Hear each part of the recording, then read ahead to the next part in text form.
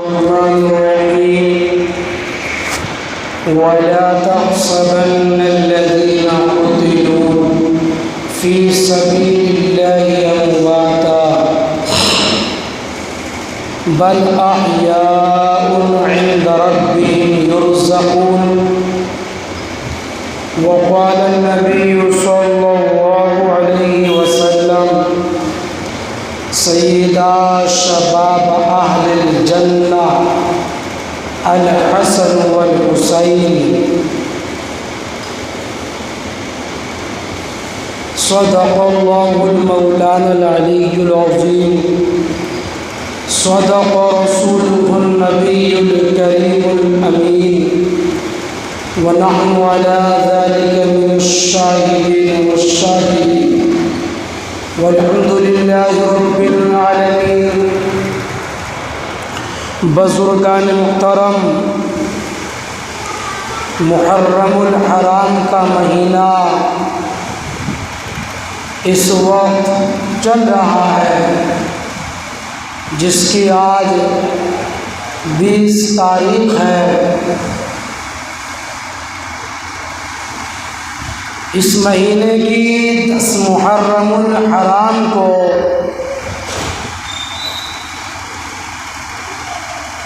جگر گوشہ بطول نواسہ رسول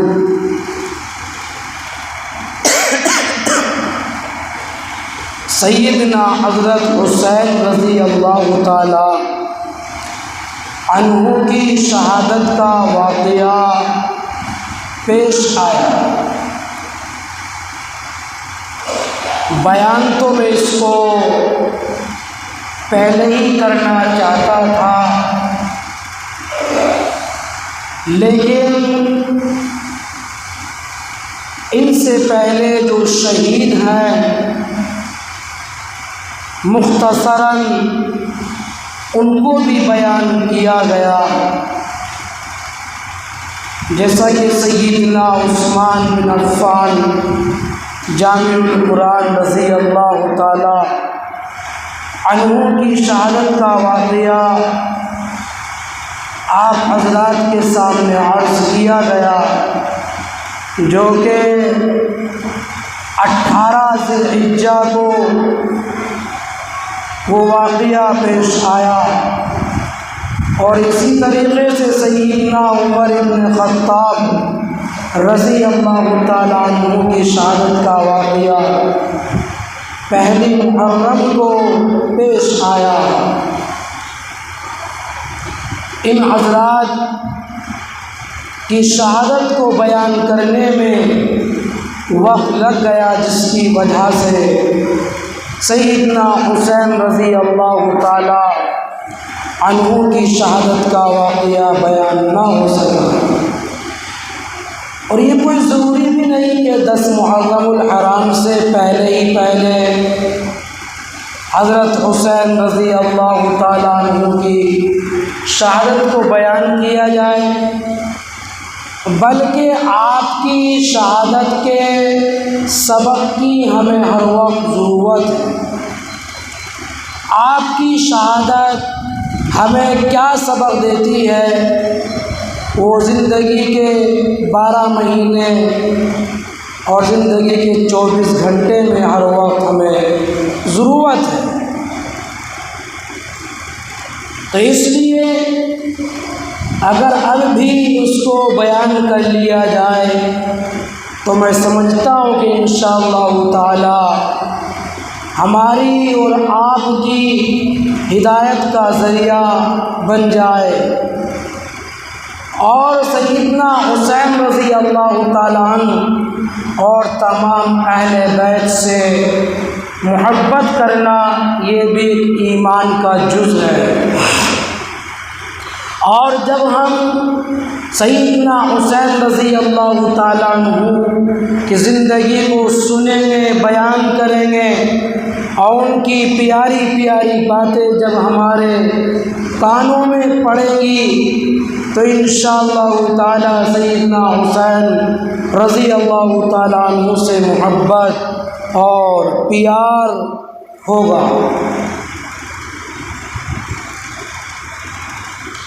سیدنا حسین رضی اللہ تعالیٰ عنہ اور آپ کے بڑے بھائی سیدنا حسن رضی اللہ تعالیٰ عنہ، یہ دونوں کے دونوں جناب رسول اللہ صلی اللہ تعالیٰ علیہ وآلہ وسلم کے نواسے ہیں۔ حضرت فاطمہ الزہرا رضی اللہ تعالیٰ عنہا کے لخت جگر ہیں، سیدنا حضرت علی رضی اللہ تعالیٰ عنہ کے نور نظر ہیں۔ آپ کی فضیلت کے لیے کیا یہ بات کم ہے کہ آپ کے نانا میرے اور آپ کے سب کے آقا مولا تاجدار مدینہ امام الانبیاء جناب رسول اللہ صلی اللہ تعالیٰ علیہ وآلہ وسلم، یہی بہت بڑی بات ہے کہ پورے کائنات کے نبی امام الانبیاء آپ کے نانا ہیں اور آپ ان کے نواسے ہیں۔ یہ کم بات نہیں ہے، بلکہ جس وقت سیدنا حسین رضی اللہ تعالیٰ عنہ اپنی والدہ محترمہ سیدنا حضرت فاطمہ الزہرا رضی اللہ تعالیٰ عنہ کے بطن سے پیدا ہوئے ہیں تو جناب رسول اللہ صلی اللہ تعالیٰ علیہ وآلہ وسلم اپنی بیٹی فاطمہ کے گھر تشریف لائے تو جناب رسول اللہ صلی اللہ تعالیٰ علیہ وآلہ وسلم نے اپنے منہ مبارک سے لعاب مبارک نکال کر اپنے نواسے سیدنا حسین رضی اللہ تعالیٰ عنہ کے منہ میں دیا۔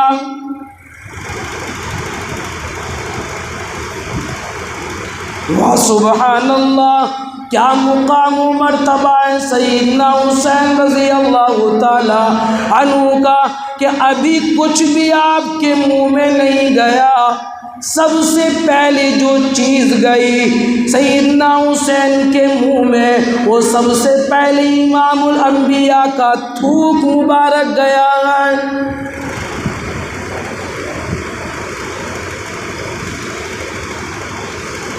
آج ہمارے بچے کو دادی پیار کرے گی، دادا پیار کریں گے، نانا ابا پیار کریں گے، نانی امی پیار کرے گی اور خاندان کا کوئی پیار کرے گا۔ اور خدا کی قسم سیدنا حسین رضی اللہ تعالیٰ عنہ کا وہ مقام و مرتبہ ہے کہ امام الانبیاء نے لاکھوں مرتبہ سیدنا حسین رضی اللہ تعالیٰ عنہ کو پیار کیا، ان کی پیشانی کو چوما، ان کی پیشانی کو بار بار پیار کیا ہے۔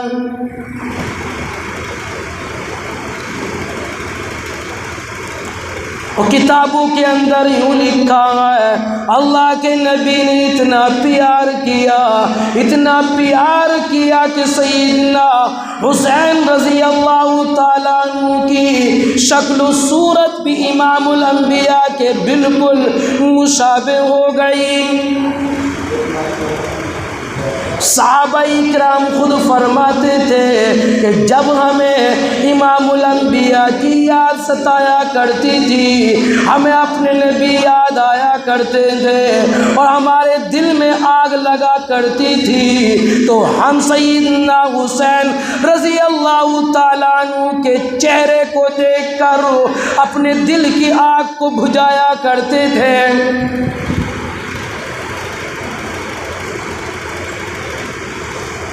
سبحان اللہ، کیا مقام و مرتبہ ہے امام الانبیاء محبوب کبریا جناب محمد رسول اللہ صلی اللہ تعالیٰ علیہ وآلہ وسلم نے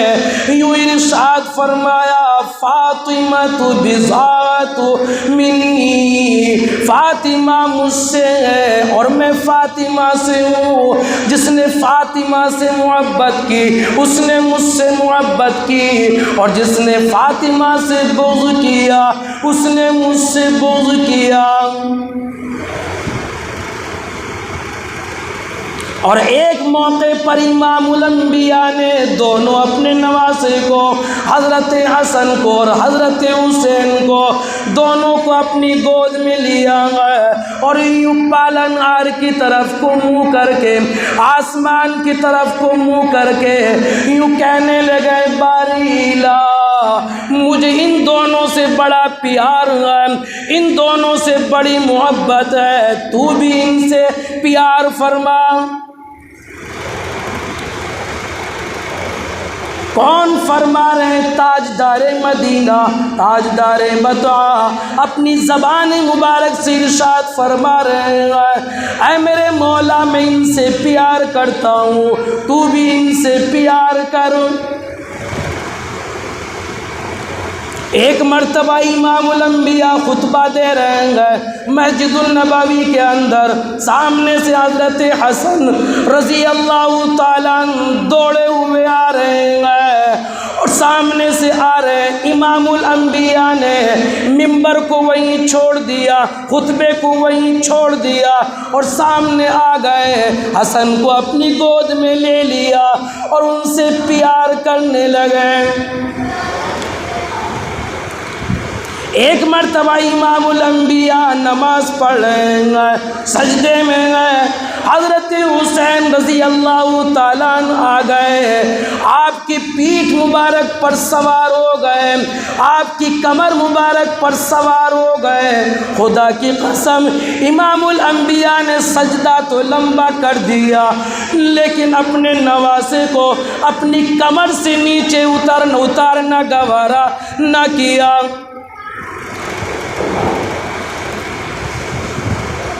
یہ مقام و مرتبہ سیدنا حسین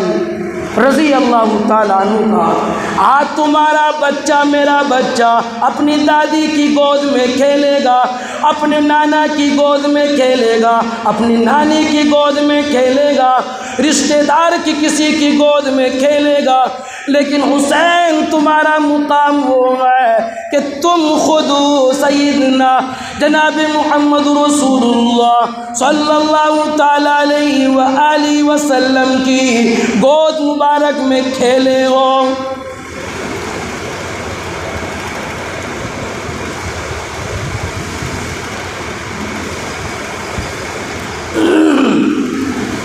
جس وقت سیدنا حسین رضی اللہ تعالیٰ عنہ کو امام الانبیاء کی گود میں ڈالا گیا، حضرت محمد رسول اللہ صلی اللہ تعالیٰ علیہ وآلہ وسلم کو ہنسی آ گئی اور تھوڑی دیر بعد ہم نے اپنی آنکھوں سے دیکھا امام الانبیاء کی آنکھوں سے آنسو آنے لگے۔ وجہ معلوم کی تو اللہ کے نبی نے بتایا، ہنسی تو اس بات پر آئی کہ قیامت کے دن جنت کے اندر یہ دونوں میرے نواسے تمام جنتیوں کے سردار ہوں گے، اور رونا اس بات پر آیا ایک دن ہوگا کربلا کا میدان ہوگا اور کربلا کے میدان میں میرے اس نواسے کو ظالم شہید کر دیں گے۔ اور ایسا ہی ہوا جب امیر معاویہ رضی اللہ تعالیٰ عنہ کے دورے خلافت کے بعد حکومت بدلی ہے، دور اقتدار دوسری حکومت کا آیا ہے، تو حکومت نے آرڈر کیا ہے اور سیدنا حسین رضی اللہ تعالیٰ عنہ اس وقت مدینہ المنورہ کے اندر ہیں، عبداللہ بن زبیر رضی اللہ تعالیٰ عنہ بھی، تمام اہل بیت، اور اس وقت کی حکومت نے یہ کہلا ڈالا اہل بیت سے جا کر کہو، آل رسول سے جا کر کہو کہ وہ ہمارے ہاتھ پر بیعت کریں۔ اور سیدنا حسین رضی اللہ تعالیٰ عنہ کو تو پہلے ہی معلوم ہو چکا تھا کہ اب جو حکومت چل رہی ہے اس حکومت کے اندر بہت ہی گڑبڑیاں ہو رہی ہیں، جھوٹ بولا جا رہا ہے، شراب نوشی ہو رہی ہے اور طرح طرح سے زناکاری بھی عام ہو رہی ہے، تو اس لیے میں ان کی بیعت کیسے کر سکتا ہوں؟ جان تو دے دوں گا لیکن اپنے نانا کے دین کو نہیں چھوڑ سکتا۔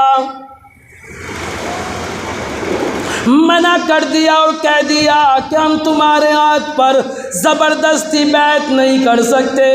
ہماری مرضی، ہم بیعت کریں یا نہ کریں۔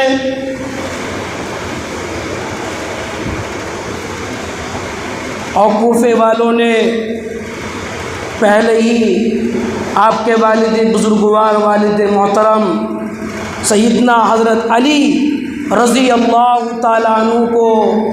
پہلے ہی شہید کر ڈالا، لیکن کوفی لوگ اپنا دھرم، اپنا بھرم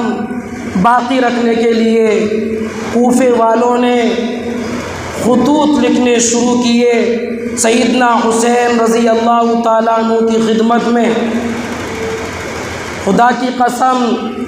آپ کی شہادت دوسرے صحابہ کی طرح بڑی مظلومانہ شہادت ہے، جسے سن کر رونگٹے کھڑے ہو جاتے ہیں، کلیجہ منہ کو آ جاتا ہے، آنکھوں سے آنسو رواں ہو جاتے ہیں۔ ایسا بھیانک واقعہ سیدنا حسین رضی اللہ تعالیٰ عنہ کی شہادت کا ہے، اور آپ کی شہادت بھی امت مسلمہ کو درس دیتی ہے دیگر اصحاب رضی اللہ عنہم اجمعین کی شہادت کی طرح۔ خطوط آنے شروع ہوئے اور خطوط کے اندر یہ لکھا ہے کہ حسین آ جاؤ، تم ہمارے پاس آ جاؤ، ہم تمہیں اپنا بڑا مانیں گے، ہم تمہیں اپنا حاکم مان لیں گے، ہم تمہارے دیدار کے بڑے مشتاق ہیں، ہم تمہیں دیکھنا چاہتے ہیں اور ہم تمہیں اپنا بڑا امیر مان لیں گے، تم ایک مرتبہ یہاں آ جاؤ۔ خطوط کے اندر یہ لکھا ہوا ہے، اور خدا کی قسم خطوط کی تعداد 12 یا 13 ہزار ہو چکی ہے، لیکن صحابہ اکرام رضوان اللہ تعالی علیہم اجمعین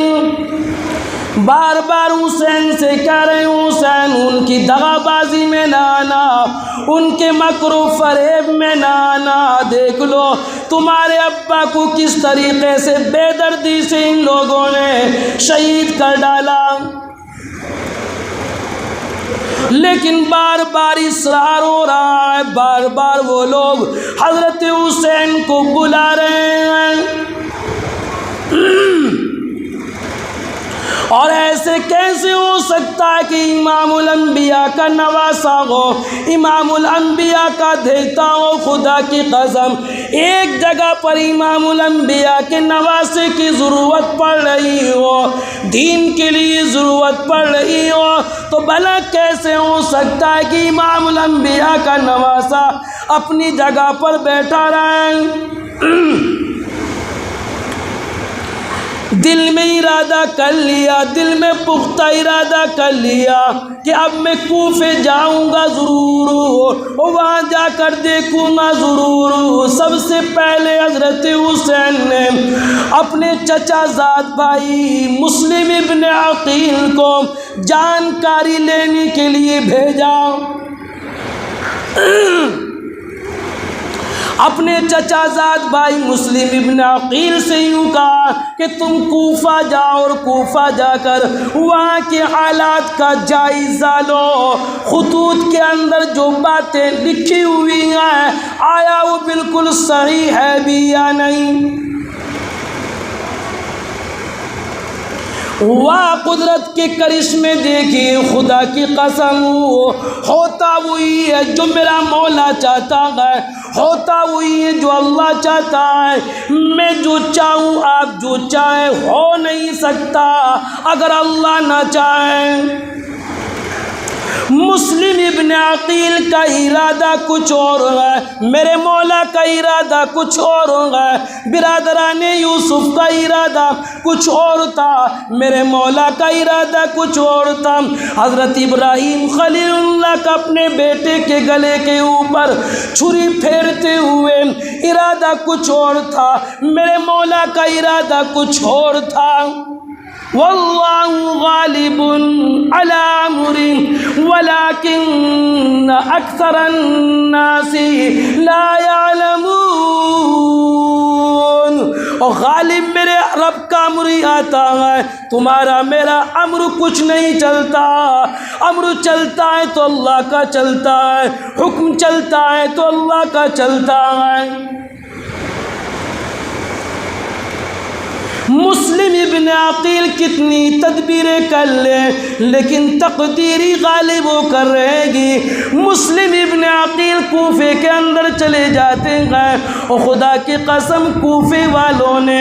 آپ کا بڑا شاندار استقبال کیا ہے، بڑا والیانہ انداز میں حضرت مسلم ابن عقیل کا پرجوش استقبال کیا۔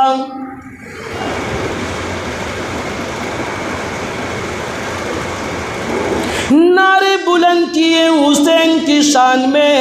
نعرے بلند کیے حضرت علی کی شان میں، خدا کی قسم پورا بھروسہ دلا دیا، پورا یقین دلا دیا۔ ہو بہو بالکل وہی نکلے جو خطوط کے اندر لکھا ہوا تھا۔ واقعتاً یہ محبت انہیں، واقعتاً حقیقتاً یہ محبت کرتے ہیں حضرت حسین رضی اللہ تعالیٰ عنہ سے۔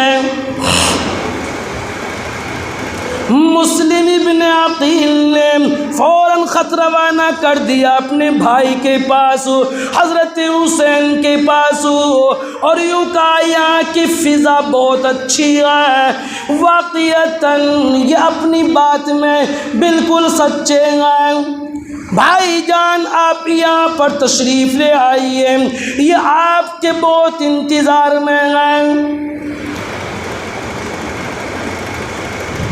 حکومت کو یہ بات اچھی نہ لگی، اقتدار کو یہ بات اچھی نہ لگی، فوراً والی کوفہ کو معزول کر دیا، امیر کوفہ کو معزول کر دیا، برخاست کر دیا۔ اسی وقت عبید اللہ ابن زیاد کو کوفے کا امیر بنایا، کوفے کا والی بنایا، اور سختی سے حکم دیا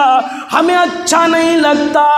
کہ امام حسین رضی اللہ تعالی عنہ کی بیعت ہو رہی ہے، ان کے ہاتھ پر بیعت لی جا رہی ہے، ان کے نعرے بلند کیے جا رہے ہیں، کسی نہ کسی طریقے سے ان کو لالچ دو دولت کا، ان کو لالچ دو سونے کا، ان کو لالچ دو چاندی کا، اور یہ ہمارے پاس واپس لوٹ آئے۔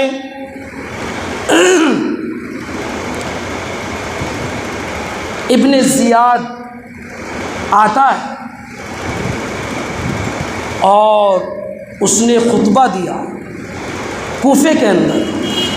اور تمام کوفے والوں کو للکارا اور دھمکی بھی دی، اور یوں کہا کہ اچھا نہ ہوگا اگر تم نے حضرت حسین کے نام کی بیعت لی یا حسین کے نام کا نعرہ بلند کیا، ہرگز نہیں، تم واپس آ جاؤ، ہم تمہیں اپنا بڑا بنائیں گے، دولت دیں گے، سونا دیں گے، چاندی دیں گے، اور نہ جانے کیا کیا ان کو لالچ دیا، اور لالچ ایسا دیا۔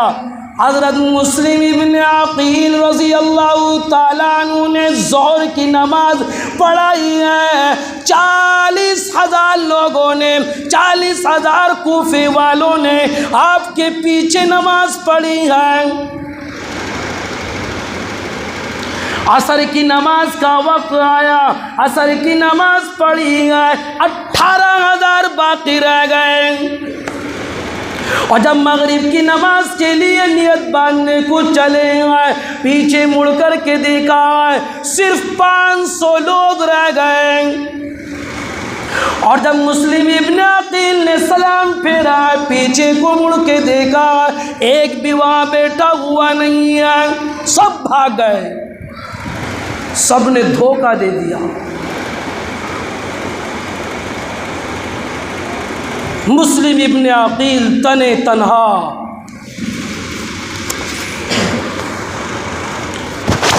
بیٹھے رہ گئے، کوئی نہیں، اپنا اجنبی ہے۔ اور نوبت یہاں تک آ گئی، مسلم ابن عقیل کو قتل کرنے کے در پہ آ گئے، چاروں طرف سے گھیر لیا، چاروں طرف سے گھیرے میں لے لیا۔ رات کا وقت آ گیا ہے، ایک گلی میں وہ گزرتے ہیں، مسلم ابن عقیل ایک مائی بیٹی ہوئی دروازے پر آواز لگائے، او بیٹا تم ادھر آؤ، تمہارے اندر سے تو گلشن نبوت کی خوشبو آتی ہے، آؤ تو صحیح بیٹا، کیوں گھبرا رہے ہو، کیوں غمزدہ ہو، اپنی جان تو دے دوں گی لیکن تمہیں ان کے حوالے نہیں کر سکتی، جہاں تک میری جان میں جان ہے بیٹا میں اپنے گھر میں تمہیں چھپا کر رکھوں گی لیکن ظالموں کے ہاتھ میں تمہیں ہرگز نہ دوں گی۔ مسلم ابن عقیل کو اپنے گھر کی کوٹڑی میں بڑھیا ماں نے بند کر لیا ہے، ظالموں کے سپاہی آتے ہیں، گھر کے اندر کود جاتے، مائی پتہ بتا دے تیرے یہاں مسلم ابن عقیل چھپے ہوئے ہیں، اگر تو نے پتہ نہ بتایا تو تیری جان کے 2 ٹکڑے کر دیں گے۔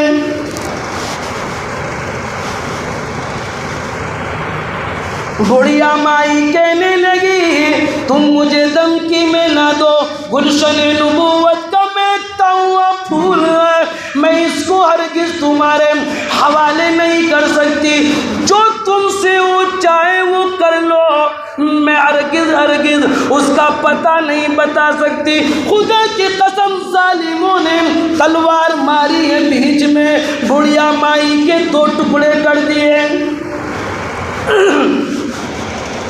مسلم ابن عقیل سے اندر نہ رہ گیا اور دروازوں کو توڑ کر باہر آ گئے، میدان میں آ گئے، اور لوگوں کان کھول کر کے سن لو، میں حسین کا چچا زاد بھائی ہوں، میں گلشن نبوت کا پھول ہوں، میں آل رسول میں سے ہوں، آؤ تم میرا مقابلہ کرو، میں تم سے گھبرانے والا نہیں ہوں، میں تم سے ڈرنے والا نہیں ہوں، میں تم سے ڈر کر گھر میں بند نہیں ہوا ہوں، بلکہ تمہارے حالات کا جو طریقہ تم نے میرے ساتھ کیا ہے اس کا خط لکھ کر کے میں اپنے بھائی کے پاس پہنچانا چاہتا تھا،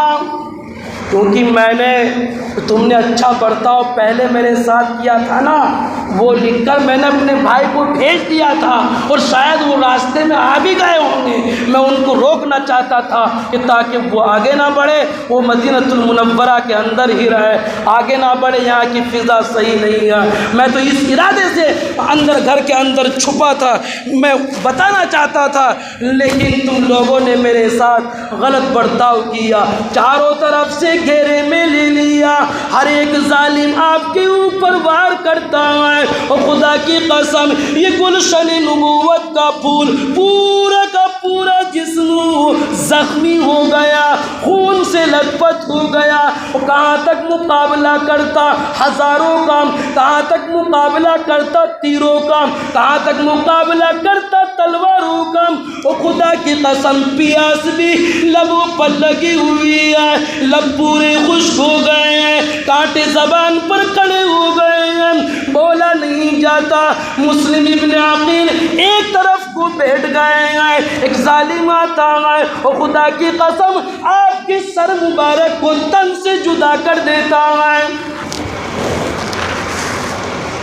مسلم ابن عقیل رضی اللہ تعالی عنہ کی اب شہادت ہو چکی ہے، سب سے پہلے شہید مسلم ابن عقیل، کربلا کے میدان کے جو سب سے پہلے شہید ہیں وہ مسلم ابن عقیل ہے۔ انشاءاللہ تعالی باقی رفقاؤں کا شہادت کا واقعہ کہ آپ کا پورا گھرانہ اور پورے گھر والے تمام کے تمام جتنے آئے تھے یہیں کربلا کے میدان میں شہید ہوئے ہیں، کس کس طریقے سے باری باری شہید ہوئے ہیں۔ آئندہ جمعے کو میری اور آپ کی زندگی رہی تو انشاءاللہ تعالی آئندہ جمعے کو آپ حضرات کے سامنے آئے گا۔ اللہ مجھے بھی اور آپ کو بھی تمام اہل بیت سے محبت عطا فرمائے، آمین یا رب العالمین۔ وما علینا الا البلاغ۔